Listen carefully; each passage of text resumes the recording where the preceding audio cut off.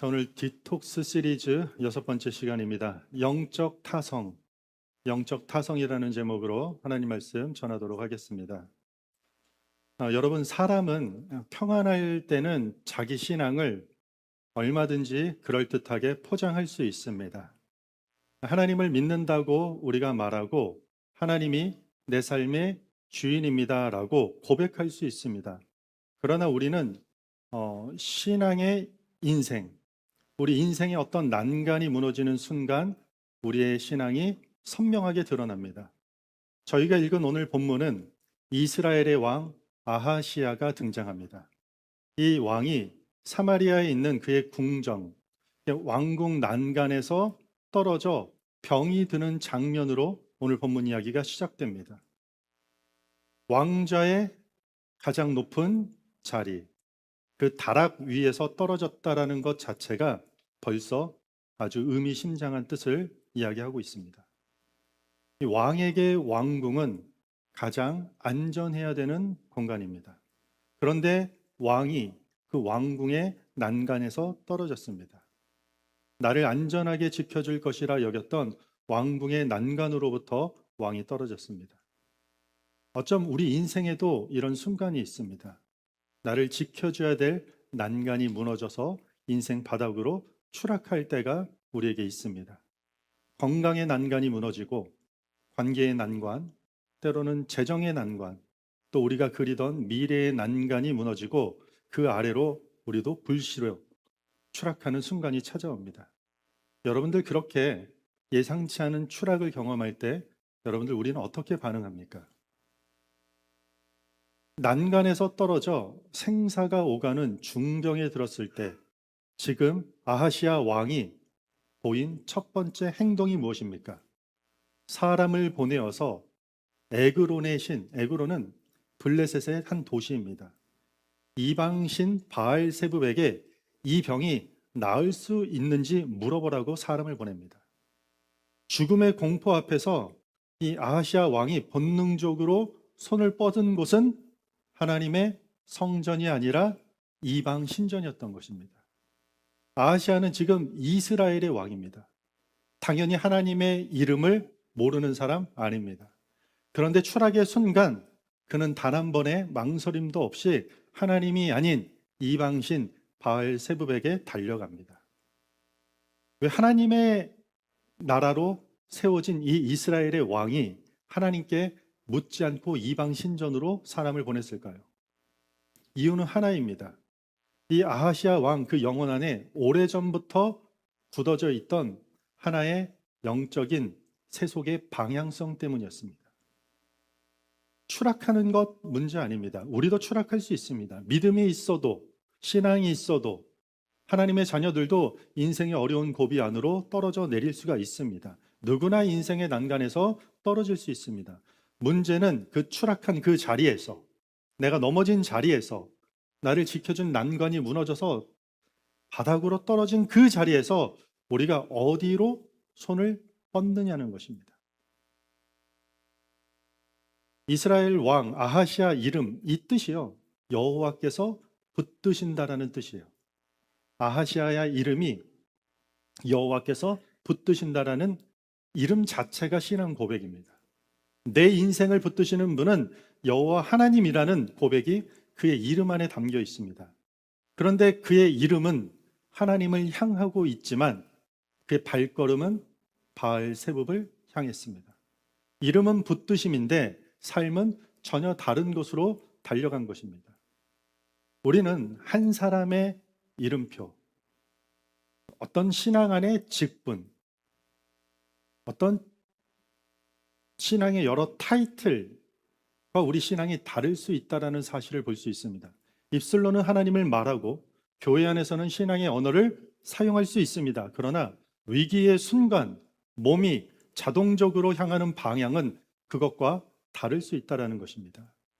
지금 이스라엘의 왕 아하시아의 반응은 하루아침에 만들어진 어떤 즉흥적이고 돌발적인 행동이 아니었습니다. 아하시아의 등장을 성경은 이렇게 기록하고 있습니다. 오늘 저희가 열왕기 하 1장을 읽었거든요. 열왕기상 마지막 장 22장 51절부터 53절을 보면 아하시아를 이렇게 소개하고 있습니다. 여러분들이 한번 화면 보고 읽겠습니다. 시작.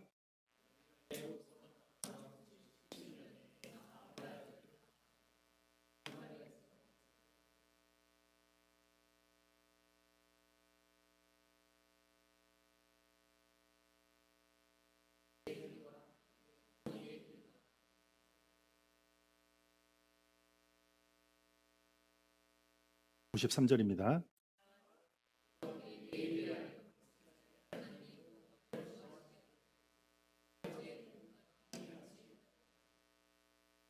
아합 왕이 아버지 왕이 죽고 다음 세대의 아들인 아하시아가 왕이 됐는데 뭐라고 하죠? 그의 아버지의 길과 어머니의 길로 행하며 바알을 섬겨서 여호와를 노하시게 했다라고 그의 인생을 시작부터 평가하고 있습니다. 그의 아버지 아합은 위기 때마다 하나님을 배제하고 인간적인 꼼수를 부렸던 사람이었습니다. 아내 이세벨은 어땠습니까? 하나님의 선지자 잡아다 죽이고 문제 생기면 바알 선지자 매일 쫓아가서 도움을 구했던 그런 여인이었습니다. 그러니까 아하시아는요, 어릴 때부터 바알이라는 우상 숭배의 이름이 익숙하게 불리는 왕궁에서 자랐습니다. 부모로부터 물려받은 세속적인 습관이 있었죠. 그리고 하나님을 건너뛰는 그 불신앙의 타성이 그의 무의식 속에 이미 깊게 자리 잡고 있었던 것입니다. 여기서 오늘 우리가 영혼의 독소, 우리가 빼내야 될 독소 하나를 발견할 수 있습니다. 그것이 오늘 제목이죠. 영적 타성입니다. 타성이 뭔가요? 새롭게 생각하거나 결단하려고 하지 않고 몸에 밴 방식 그대로 반복하려는 힘입니다. 이게 타성입니다. 영어로는 이것을 매너리즘이라고 부릅니다. 매너리즘. 본래의 어떤 진심이 빠진 채 틀에 박혀서 반복되어져 있는 상태죠. 우리 매너리즘에 빠졌다라고 이야기하죠. 그렇다면 영적 타성은요, 이렇게 정의할 수 있어요. 하나님께 묻고 내 삶을 돌이키기보다 오랫동안 세속의 습관대로 생각 없이 자동으로 흘러가는 마음. 하나님께 묻지 않고 돌이키지도 않고 오랫동안 나에게 익숙한 세속의 습관대로 그냥 생각 없이 자동으로 흘러가는 마음이 영적인 타성이라는 것입니다. 이런 영적 타성은요, 위기의 순간 갑작스럽게 직면하는 고난에 어느 날 생기는 문제가 아닙니다. 오히려 여러분들 우리에게 위기가 닥쳤다라는 것은요, 어떤 것을 새롭게 만들어내는 시간이 아니라 위기는 이미 우리 안에 형성되어 있었던 방향성이 무엇인지를 드러내는 시간이에요. 위기를 직면하면 원래 내 안에 있었던 것이 무엇인지를 드러내게 하는 시간이라는 것이죠. 아하시아가 병들자마자 바알세붑에게 사람을 보낸 것 우연한 실수 아닙니다. 평소 그의 영혼이 익숙하게 흘러가던 방향, 그것이 드러난 것뿐입니다. 여러분, 그래서 신앙생활의 습관 너무 중요합니다. 평소에 어떤 결정을 내리고 반복하며 사느냐 아주 중요합니다. 작은 결정들이 반복되면 습관이 됩니다. 그리고 이 습관은 나의 삶의 방향성이 되고 그 방향은 위기의 순간 나를 끌고 가는 어떤 영적 타성으로 굳어진다는 것이에요. 구약 성경의 다니엘 이야기 여러분들 들어보셨습니까? 하나님 앞에 기도했다가 사자굴에 던져질 것을 알고도 그는 하루 3번 무릎을 꿇고 예루살렘을 향해 기도했습니다. 그런데 다니엘서 6장 10절에 보면 이렇게 기록되어 있습니다. 다니엘이 이 조서에 왕의 도장이 찍힌 것을 알고도, 기도하면 다 죽인다라는 조서예요. 자기 집으로 돌아가서는 윗방에 올라가 예루살렘으로 향한 창문을 열고 전에 하던 대로 하루 3번씩 무릎을 꿇고 기도하며 그의 하나님께 감사하였더라. 전에 하던 대로. 죽음의 위협 앞에서 다니엘이 갑자기 특별히 강해진 게 아니에요. 그 전에 늘 하던 대로 했을 뿐입니다. 그 평소의 반복이 그를 살렸던 것입니다.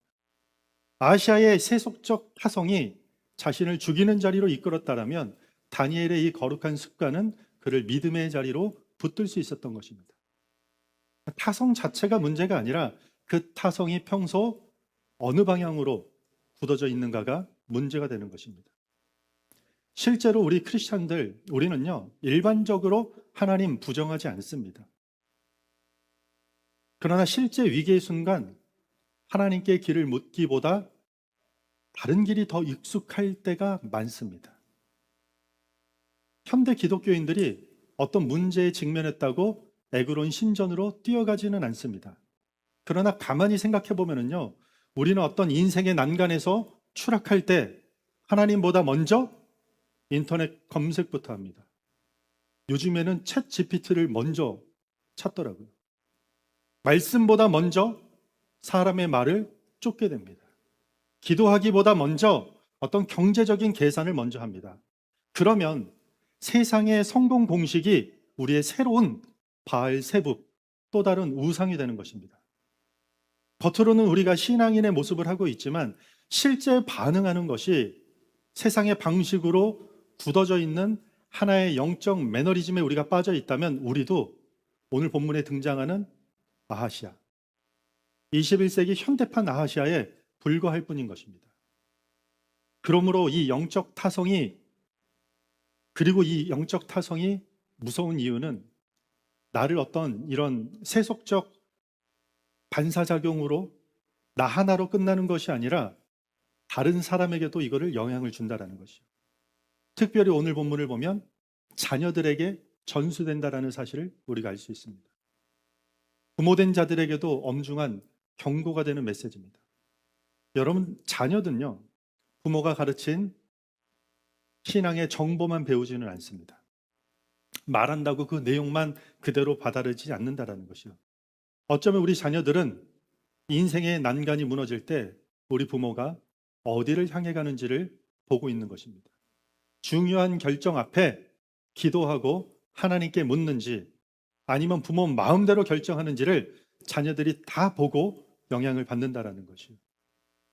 우리 자녀들과 우리가 어떤 영적인 환경 속에서, 분위기 속에서 살아갈 것인가 너무 중요하다는 것입니다. 날마다 어떤 세상의 불안과 남들과 끊임없이 하는 그 비교와 어떻게 하면 성공한다라는 그 성공에 사로잡혀 있는 성공주의의 내 삶을 그냥 방치한다면 위기의 순간 우리의 영혼은 자동으로 그쪽으로 흘러가게 되어 있습니다. 그러나 날마다 우리가 말씀 앞에 서고 기도와 찬양으로 우리 삶의 분위기를 붙들고 믿음의 공동체 안에서 우리가 머물고 있으면 위기의 순간이 왔을 때 우리의 영혼은 당연히 하나님을 향한 방향으로 흘러가게 되는 것입니다. 그래서 말씀 앞에서는 작은 훈련이 너무 중요합니다. 불안이 올라올 때 먼저 하나님 앞에 기도하는 그 무릎 꿇는 작은 반복이 나의 신앙의 방향성뿐만 아니라 내 자녀의 영혼의 방향까지 바꾸기 시작한다는 것입니다. 아하시아 왕이 바알세붑에게 사람을 보내는 바로 그때 하나님은 엘리야를 보내서 그 길을 가로막게 하십니다.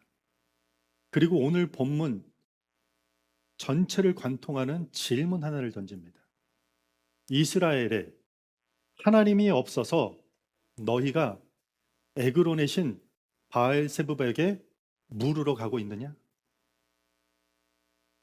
우리가 읽은 1절부터 16절까지 보면은요, 토시 하나 틀리지 않고 3절과 6절과 16절 무려 3번이나 반복돼서 하나님이 말씀하십니다. 여러분, 성경이 같은 문장을 3번이나 반복했다라는 것은 이 말씀이 본문의 심장이라는 뜻입니다. 하나님은 단순히 야, 왜 우상에게 갔느냐라고 하지 않습니다. 더 깊은 질문으로 묻고 있습니다. 네 삶이 추락한 그 자리에 이스라엘의 하나님인 내가 없느냐? 거기엔 내가 없는 줄로 너희 생각하느냐? 아하시아는 지금 하나님이 없다고 말한 적이 없어요. 문제는 뭐죠? 하나님이 없는 사람처럼 움직였던 것이에요. 하나님께서 이런 아하시아 왕 같이 이런 불신앙의 모습을 보는 사람들을 통해 가장 아프시게 여기는 것은요, 단지 이방신 찾아가서 뭐 한번 물어봤다라는 사실 때문만은 아니에요. 하나님이 이스라엘 가운데 계시는데도 그 하나님을 삶의 자리에서 제외했다라는 것이에요. 하나님을 들어보지도 못하고 경험해 본 적도 없고 하나님에 대해서 들어본 적이 없는 사람들이 대상이 아니에요. 가장 두려운 것은 하나님이 침묵하는 것이 아니라 하나님이 말씀하시는데도 불구하고 우리는 다른 목소리에 더 익숙해져 버리는 상태. 이게 가장 무서운 상태입니다.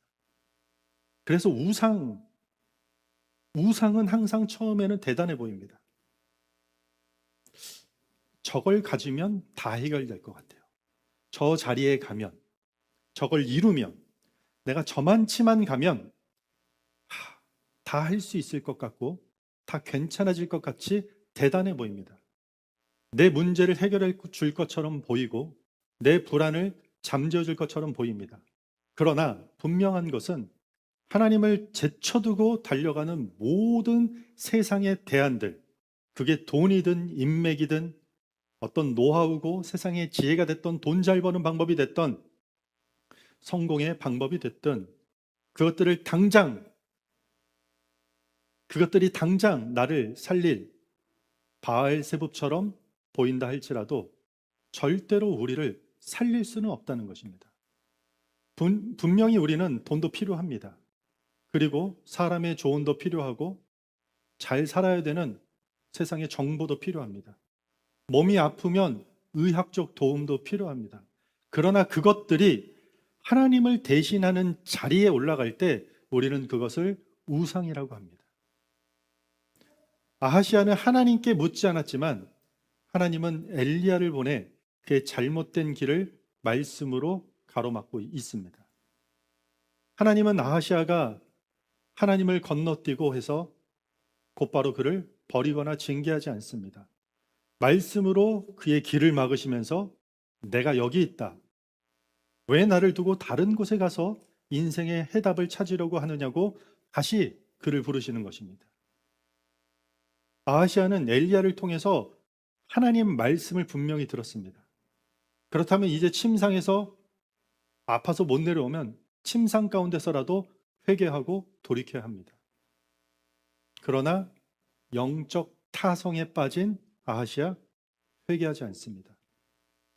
오히려 군사를 보냅니다. 50부장, 50명의 군인들을 이끄는 리더입니다. 50부장과 50명의 군사를 보내서 선지자 엘리야를 잡아오라고 명령합니다.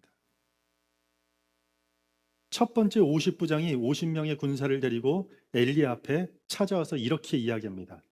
하나님의 사람이요. 엘리야를 뭐라고 부른다고요? 하나님의 사람이요. 하나님의 사람인 걸 알고 있어요. 하나님의 사람이요. 왕의 말씀이 내려오라 하셨나이다. 문장이 좀 웃기지 않나요? 하나님의 사람이요.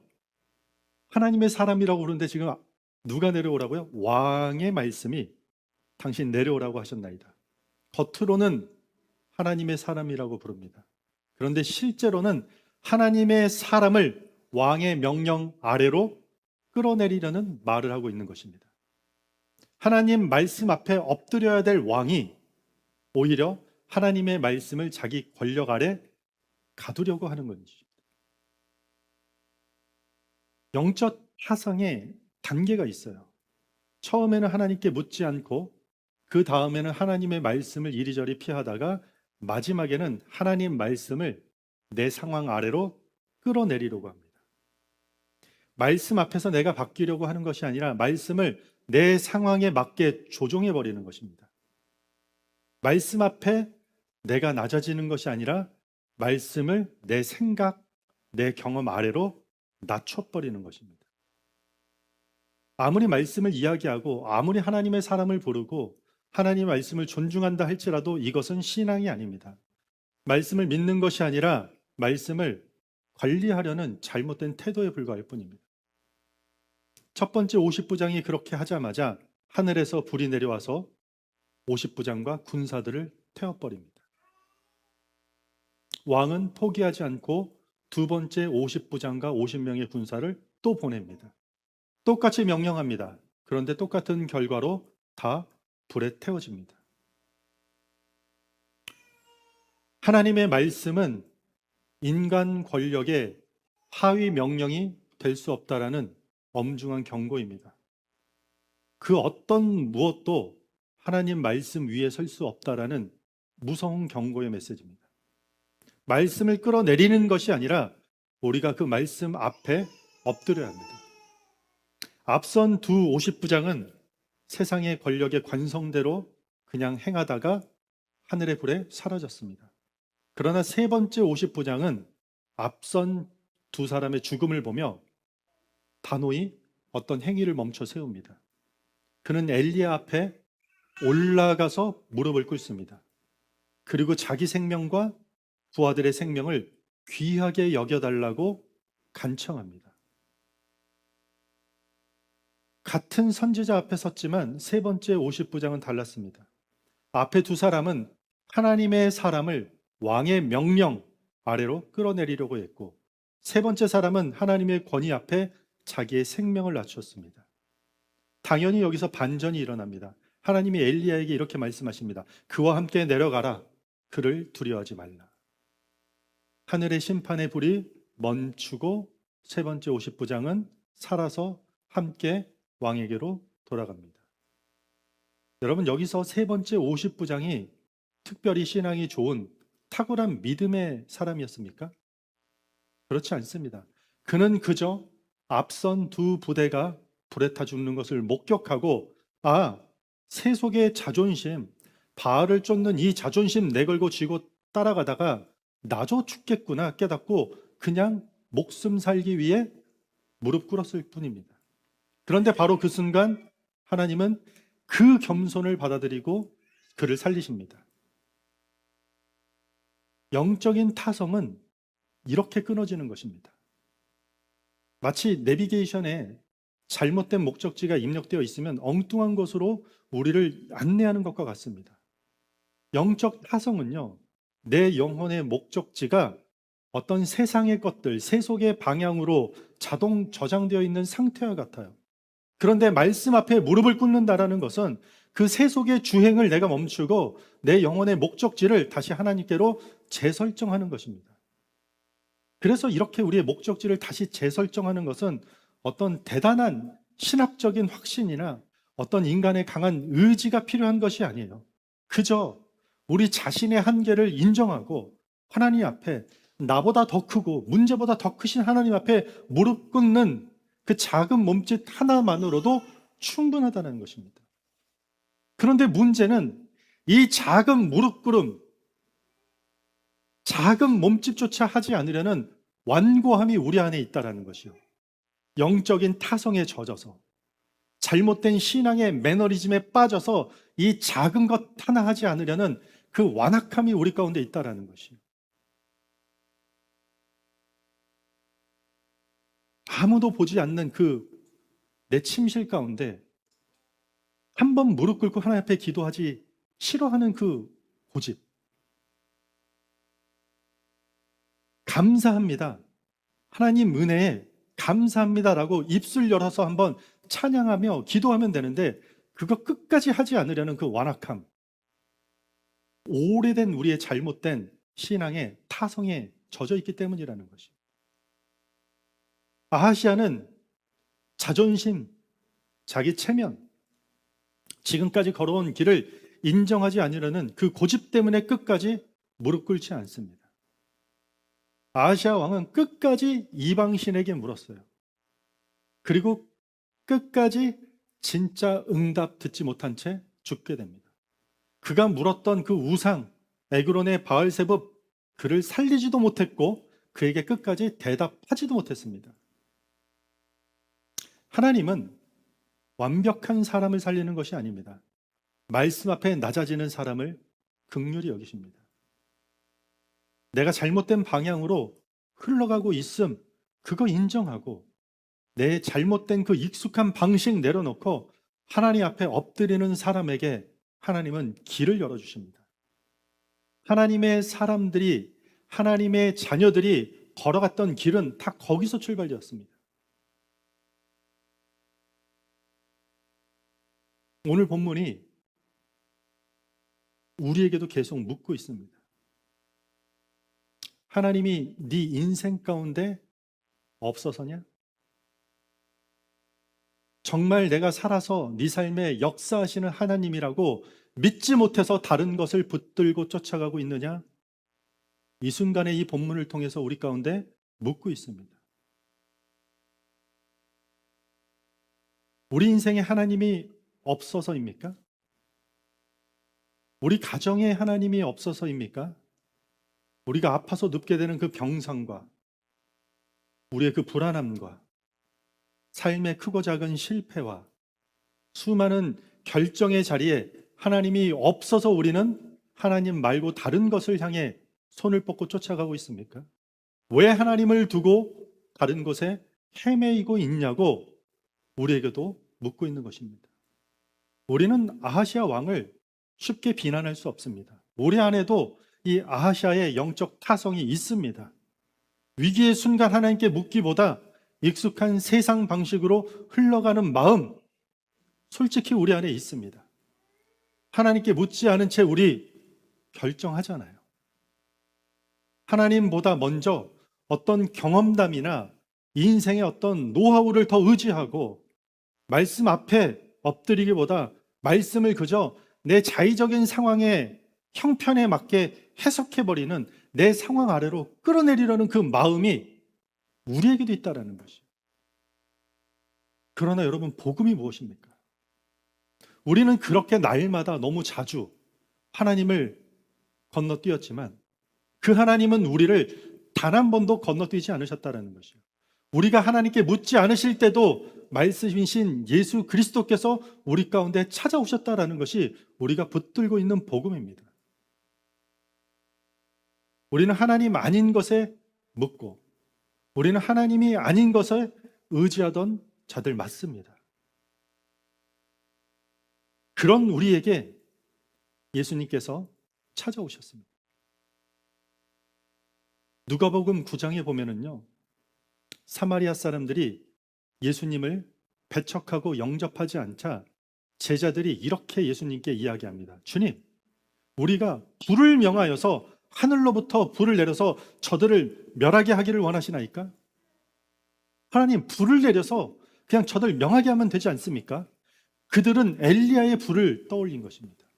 하나님을 거역하고 잘못된 세속의 타성에 젖어서 엉뚱한 곳으로 향하는 자들을 향해 불을 내려 멸하면 좋겠다라고 주님께 말씀하십니다. 그런데 예수님은 사마리아 사람들 꾸짖지 않습니다.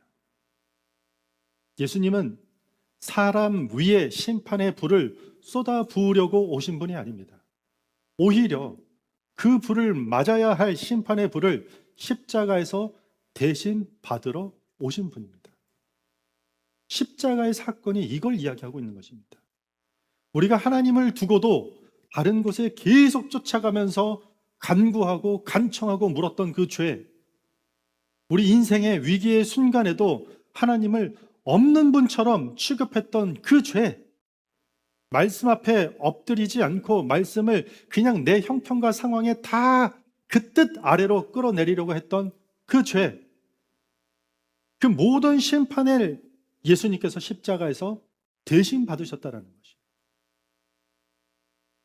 예수님은 우리의 타성을 꾸짖는 분은 아닙니다.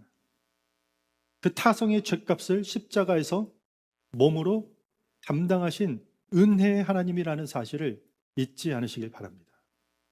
목사님, 저는 오랫동안 그 세속의 타성에, 그 매너리즘에 빠져서 그렇게 잘못된 방향을 찾았고 하나님 믿는다 하고 그리스도인의 신분을 갖고 있음에도 불구하고 무슨 일만 생기면 인터넷 검색하고 이것에 성공한, 이 분야에 성공한 사람들의 말에 더 경청하고 기도하고 말씀은 그냥 따분한 비현실적인 개인의 영역에 국한된 주관적인 신앙의 영역이라고 치부하였던 그 죄를 지었습니다.